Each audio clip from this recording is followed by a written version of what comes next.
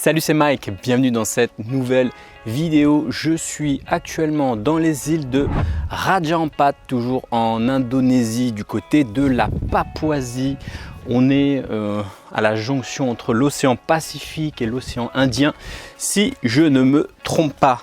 Et alors attends, je suis en train de passer dans le noir ici et c'est vraiment un endroit magnifique. Je crois que j'ai rarement ressenti comme ça une telle sensation de liberté. On se sent vraiment bien et c'est un petit peu l'objectif de cette vidéo, le sujet de cette vidéo aujourd'hui. Je voudrais te parler de liberté dans ton job, dans ta manière de vivre, de gagner de l'argent, etc. Et je voudrais te dire que la liberté n'est pas là où on croit qu'elle est.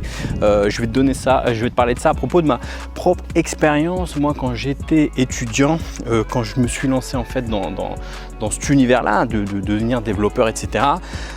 J'étais en alternance, je veux dire, je gagnais pas beaucoup d'argent et pour moi, la liberté, j'avais comme ça l'image je me souviens d'un chef de service comme ça qui gagnait bien sa vie. Il était là à la défense, il avait un super job, etc. Et je me disais que ça, c'était la liberté, d'avoir un bon boulot, de pouvoir bien gagner sa vie, d'avoir un bon salaire. Il avait un bon salaire et on le savait. Et pour moi, c'était ça la liberté. J'avais vraiment commencé par ça quand j'ai démarré, quand j'étais jeune. En fait, pour moi, la liberté, c'était juste le fait, voilà, d'avoir un bon job dans une société et voilà, le job était fait. Puis finalement, avec le temps, je veux dire, moi aussi, j'ai trouvé un CDI qui était pas trop mal payé. Je veux dire, alors attends, hop, je vais essayer de m'asseoir là. J'espère que ça va pas se casser la gueule. Oui, je te disais, puis finalement, avec le temps, moi aussi, je suis allé dans ce type de poste à la défense, avec un bon salaire, CDI, etc. Et puis, je me suis rendu compte que finalement, on n'était pas si libre que ça. Tu sais, quand tu te sens un peu bloqué dans un bureau toute la journée, eh bien, finalement, t'es pas si libre que ça. Donc ça, c'est un des premiers points, de ne pas penser que l'argent, c'est uniquement, que l'argent va te donner de la liberté. Ça te donne de la liberté, mais c'est pas tout. Un deuxième cas aussi, comme ça, j'étais venu en Indonésie pour des vacances, je crois en 2015 et j'avais fait mon baptême de plongée. D'ailleurs ici j'ai refait de la plongée, c'est juste magnifique, j'ai vu des raies-mantas, etc. C'est juste ouf. Et je me souviens encore de cette personne justement qui m'a fait mon baptême de plongée en Indonésie en 2015. C'était un ancien comptable qui s'était reconverti, qui était parti faire de la plongée, etc. Et je me souviens qu'à cette époque-là, je m'étais dit waouh, mais quel kiff! Il avait quitté Paris, il avait quitté son job, il était parti de comptable, je sais plus quoi, qui était plutôt bien payé. Il était parti faire moniteur de plongée en Indonésie. Donc le rêve, tous les matins, il se levait. Et voilà, il allait plonger avec ses élèves, etc. Et pour moi, c'est vrai que c'était un de mes premiers déclics comme ça où je me suis dit waouh, quel kiff, quelle liberté. Puis finalement, avec le temps, maintenant, j'habite en Indonésie, je vois un peu tout ça, je vois aussi des moniteurs de plongée. Et puis je parle aussi avec le moniteur de plongée ici, un mec super sympa. Et je me suis rendu compte que voilà, c'est quand même un kiff, mais c'est pas non plus la liberté ultime. Pourquoi? Parce que tu es quand même bloqué dans un métier. Alors certes, c'est un métier merveilleux, vaut mieux faire ce métier qu'être dans un métier à la con ou pas avoir de métier, mais voilà, ça reste un métier merveilleux, mais c'est pas encore parfait. Pourquoi? Parce que tu es quand même dépendant d'un lieu, etc. Bon, alors tu peux changer de club de plongée, tu peux faire des choses différentes, mais tu sens que voilà, moi je discutais avec cette personne, je disais comment ça s'est passé avec le Covid et tout, elle me dit ouais, j'aurais bien aimé moi aussi pouvoir travailler en ligne, etc. Mais voilà, tu es moniteur de plongée, tu peux pas faire ça en ligne. Et du coup, j'ai senti que oui, c'est vrai que c'est une sensation de liberté d'être là, mais tu es quand même bloqué parce que c'est pas un job qui te permet vraiment de pouvoir travailler d'où tu veux. Alors ensuite, j'ai vu d'autres personnes qui, eux, ont réussi aussi à atteindre comme ça cette liberté de, de pouvoir travailler d'où ils veulent, d'être libre dans leurs horaires, etc. Mais j'ai senti qu'il manquait encore quelque chose en discutant avec certaines personnes comme ça. Je veux dire, il y a des choses qui reviennent un peu en mode, oui, c'est cool, je suis libre financièrement, je suis libre de voyager, je suis libre en termes d'horaire, je suis libre géographiquement, etc. Mais je fais un job qui n'est pas passionnant. Et ça, c'est un troisième truc. Ça veut dire que tu peux aussi être libre de bouger, libre de voyager, etc. Mais si tu fais pas un job passionnant, si tu fais pas un job qui te challenge, eh bien franchement sur la durée, je pense pas que ça soit quelque chose qui soit un sentiment, un kiff, un bon sentiment de liberté. Bref, c'est quoi le combo gagnant? C'est quoi pour moi le combo gagnant? Et ben c'est ce dont je voudrais te parler dans cette vidéo. Je voudrais te parler du combo parfait pour moi pour vivre librement, bien gagner sa vie, etc. C'est parti.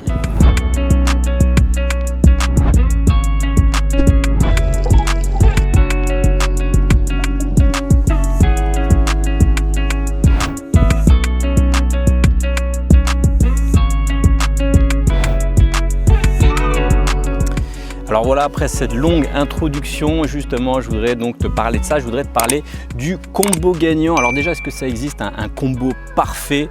En fait, je pense pas que ça existe un combo parfait. Moi, je vais donner un combo qui, selon moi, est le combo parfait. Je vais pas tourner autour du pot. Pour moi, le combo parfait pour vivre librement, pour être bien, pour bien gagner sa vie, etc. Eh bien, c'est le fait d'être premièrement développeur, suivi de freelance, suivi de nomade, digital nomade, le fait de pouvoir travailler d'où tu veux. Et bien ce que je vais faire, je vais te présenter dès maintenant, pour moi, les avantages des développeurs freelance et nomades. Alors le premier avantage des développeurs, j'en parle assez souvent, on fait quand même un job qui n'est pas considéré comme un bullshit job. Moi je vois pas mal de personnes, notamment des freelances aussi qui sont libres, etc. mais qui font des jobs bullshit. Je veux dire, ils disent mais je comprends pas ce que je fais dans mon job, je suis freelance, je fais des choses, etc. Mais clairement c'est pas un job passionnant, je comprends pas ce que je fais, je sais ce que je fais mais je vois pas à quoi ça sert, dans quel but, etc. Le métier de développeur, c'est pas un bullshit job parce que c'est un job justement où tu construis des choses. Moi, j'ai vu des personnes qui avaient des postes assez avancés, je veux dire, dans la hiérarchie des sociétés, où parfois même on met les développeurs un petit peu en bas de la hiérarchie, tu vois. Et pourtant, développeur, alors excuse-moi, la vidéo est coupée, je disais quand même le métier de développeur, c'est pas un métier où justement c'est pas un bullshit job dans le sens où tu sais pas trop ce que tu fais au sein d'une organisation. Le métier de développeur, tu construis des choses concrètes. Et moi je disais, donc j'ai eu pas mal de personnes qui avaient des jobs assez avancés, qui avaient envie de revenir à un poste de développeur. Pourquoi? Parce que c'est un métier où tu construis des choses tous les jours, des choses concrètes, tu fabriques, tu es un artisan en quelque sorte, tu construis des choses. Et ça c'est quelque chose qui manque dans notre société où on a pas mal de jobs où on est là, on fait des réunions, on fait des Excel et on fait rien on a l'impression de ne pas faire des choses bien concrète. Et bien ça c'est le premier avantage en fait d'être développeur, c'est ça, c'est de se dire je fais un job qui a du sens. Ça c'est la première chose. On fait un job qui fait travailler les méninges, hein. Quand tu es développeur quand même, c'est pas un job où tu répétitif. Alors parfois ça peut être répétitif, mais c'est quand même un job où il y a des défis à relever, faut résoudre des problèmes, etc. Bref, c'est un job tout simplement challengeant et c'est un job où continuellement tu apprends des choses tout au long de ta carrière, tu apprends énormément de choses. Donc voilà un petit peu dans les grandes lignes. L'avantage des développeurs, c'est que tu fais un job aussi, un job du futur, entre guillemets quand même. C'est un job qui, c'est malgré la crise, malgré le Covid, malgré ce que tu veux. Je veux dire, quand tu es serveur, quand tu es plongeur, quand tu es je sais pas quoi, pendant la crise, c'est le bordel.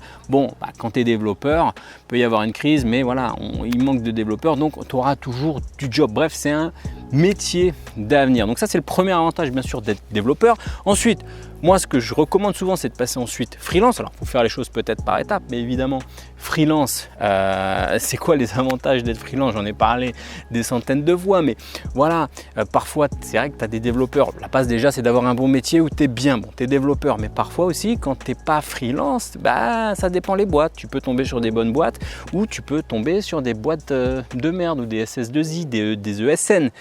Là récemment, par exemple, j'étais en coaching avec un membre, je lui passe le bonjour, il se reconnaîtra probablement. Et justement, il me disait, j'ai signé, qui était membre du bootcamp React, donc qui est le bootcamp pour devenir développeur front-end React. Et là, il a trouvé un CDI.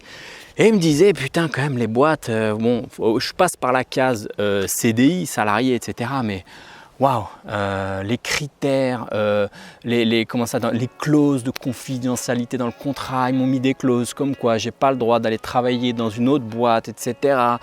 Tout un tas de contraintes un peu reloues. Moi, je lui ai dit déjà, un petit message pour tout le monde, ce genre dans les contrats, ce genre de clauses, ça vaut pas grand-chose. Souvent, c'est juste des clauses pour éviter que si tu travailles chez un client, le client puisse te débaucher. Mais en vrai, au prud'homme, ça passe rarement. Donc, petit conseil, n'ayez pas peur de ça. C'est les boîtes qui essayent de vous mener par le bâton, entre guillemets. Je ne sais pas si c'est la bonne expression, mais tu auras compris. Bref, c'est les boîtes qui essayent de te contrôler. Elles ont envie d'avoir la main sur les développeurs parce que les développeurs, ils savent que les développeurs peuvent partir au gré du vent, entre guillemets. Bref, donc voilà, c'est vrai que c'est bien d'être développeur, mais quand tu es dans des boîtes, des SS2I qui te traitent comme du bétail, au bout d'un moment, c'est quand même mieux d'être freelance. Et moi, c'est vrai que je vante le freelancing parce que moi, peut-être le premier truc qui m'a saoulé, c'était les SS2I qu'on le contrôle sur toi en mode ils ont le pouvoir de vie ou de mort sur ta carrière. À la limite, non, tu vas pas changer de boîte, t'aimes plus cette techno, tu restes là, etc. Et non, Non, moi je suis pas d'accord, tu vois. Et donc pour les personnes qui ont envie de prendre en main leur carrière, leur vie, etc., qui n'ont pas envie d'être menées comme ça par le système des SS2I, des ESN, tout ça, qui ont envie de dire moi je suis développeur, j'ai des compétences, je les vends directement sans intermédiaire sur le marché, et fuck les ESN, excusez-moi du terme, eh bien le freelancing, c'est parfait pour ça. Et donc moi, c'est pour ça que si tu veux vraiment, si tu as cette sensation de liberté, alors je sais qu'il y en a qui n'ont pas forcément cette sensation de se sentir à l'étroit, mais moi, je me sentais à l'étroit dans un CDI. Et c'est pour ça que j'ai décidé de quitter ça. Bref, je ne vais pas m'étendre sur le sujet, mais voilà, quand tu es freelance, tu choisis tes missions. Si une mission ne te plaît pas, tu changes de mission. Tu as envie d'une certaine techno et on te force à apprendre une techno qui ne t'intéresse pas. Moi, j'ai vu des gens enfermés sur du COBOL pendant 20 ans alors que ça les saoulait, tu vois. Eh bien, quand tu es freelance, tu choisis ce que tu veux. Il y a un dauphin, je ne sais pas si tu l'as vu, il est passé ce matin et des poissons qui sautent. Non, c'est ouf ici. Bref, voilà, freelancing, tu connais, j'en parle souvent, les avantages, tu choisis tes missions, tu peux travailler d'où tu veux, etc., etc. Ensuite, une fois que tu es passé développeur, une fois que tu es passé freelance, le kiff ultime pour moi du combo ultime de tout ça, c'est quoi? C'est d'être nomade. C'est d'être nomade. Ça veut dire que tu peux exercer depuis où tu veux. Alors moi au début j'ai commencé le freelancing en n'étant pas nomade puisque j'allais quand même dans les bureaux tous les jours, etc. Donc ça, voilà, c'était la première étape. Et ensuite je suis parti à Bali où j'étais vraiment développeur freelance nomade. Et là c'est le kiff total puisque tu travailles d'où tu veux. Je peux travailler d'ici de Rajampat, de Bali, de Thaïlande, de Colombie, d'où je veux en fait. Et ça, c'est le kiff ultime. Quand tu es nomade, alors je sais qu'il y a beaucoup de personnes qui me disent « Ouais, mais Mike, tu n'es pas nomade, tu travailles, machin. » Oui, il y a plein de termes. Que ce soit nomade, independent location, independent, que ce soit remote worker. Enfin, il y a plein de termes. Bref, je sais qu'on aime bien mettre les gens dans des cases. C'est plus simple. Moi, utilise la case que tu veux, tu vois, que ce soit nomade, digital nomade, worker, indépendant, travailler en remote, enfin peu importe. Le concept derrière ça, pour moi, c'est le fait que je peux, à tout moment, que je sois à Bali ou ailleurs, je peux être nomade, peux travailler d'où je veux. Actuellement, je suis à Bali. En fait, oui, je suis worker remotely, je ne sais pas comment on dit ça, independent location. Voilà. Bon, bref, tout ça, c'est pour te mettre dans des cases, mais on s'en fout des cases. Ce qui compte, c'est que tu puisses travailler d'où tu veux. Bien sûr, si toi ça t'intéresse d'être dans des endroits comme ça et de bien gagner ta vie. Donc voilà, bref, tu auras compris, je ne vais pas m'étendre dessus. Le combo gagnant, c'est d'être développeur dans un premier temps puisque c'est un métier du futur, tu gagnes bien ta vie, c'est reconnu, c'est pas un métier où tu t'emmerdes, un job bullshit. Ensuite, freelance parce que tu peux travailler avec les clients que tu veux, depuis où tu veux, depuis n'importe quel pays en fait. Puis alors il y a des personnes qui diront oui, freelancing, oui, tu te fais taxer 50%, c'est la merde et tout. Sois nomade. Va dans un pays où tu seras moins taxé et puis tu verras que tu auras une superbe vie. Si tu fais 10 000 € de chiffre d'affaires et que tu optimises ta fiscalité, eh bien on ne te prendra peut-être pas 50%, peut-être que 20%, peut-être 10%. À toi de voir. Enfin bref, voilà pour les 3 avantages. Le combo parfait selon moi, c'est d'être donc développeur, freelance et nomade. Bref, je vais m'arrêter ici puisque je me répète en tout cas, je suis actuellement à Rajampat, probablement l'un des plus beaux coins que j'ai jamais fait. En plongée, tu vois des Remanta, tu vois plein de trucs. Enfin, c'est vraiment un petit kiff. J'aime bien quand je suis dans des endroits comme ça, te faire des petites vidéos sur des sujets un peu liberté. Bref, j'espère que tu auras aimé cette vidéo. N'hésite pas bien sûr à t'abonner à la chaîne, activer la petite cloche de notification. Et je fais un petit rappel pour les personnes qui auraient peut-être envie d'être libres, d'être développeur, freelance et nomade. Il faut peut-être commencer par le début, c'est-à-dire apprendre des compétences. Et justement, je vais réouvrir probablement la semaine prochaine le Bootcamp React Mastery qui est un bootcamp pour devenir développeur front-end React spécialisé. Ce qu'il faut savoir, c'est qu'un développeur front-end React freelance, c'est facturé entre 300, 400, 500, 600, peut-être même plus euros par jour, ce qui peut faire jusqu'à 10 000 € par mois. Si tu veux être en CDI, eh bien, tu es dans aussi des bons salaires. Bref, ça réouvre la semaine prochaine. Si tu souhaites avoir plus d'informations sur ce Bootcamp React Mastery, je te mets un petit lien en dessous. J'enverrai des informations sur comment ça va se passer. La formule va un petit peu changer. Il y avait Charlot qui va rentrer dans l'équation. Il y aura les projets en équipe, etc. Bref, si c'est un sujet qui t'intéresse, si tu as envie de devenir développeur front-end React.js, eh bien, c'est le premier lien dans la description. Pardon, je bafouille. Je te dis à la semaine prochaine pour une prochaine vidéo. Ciao!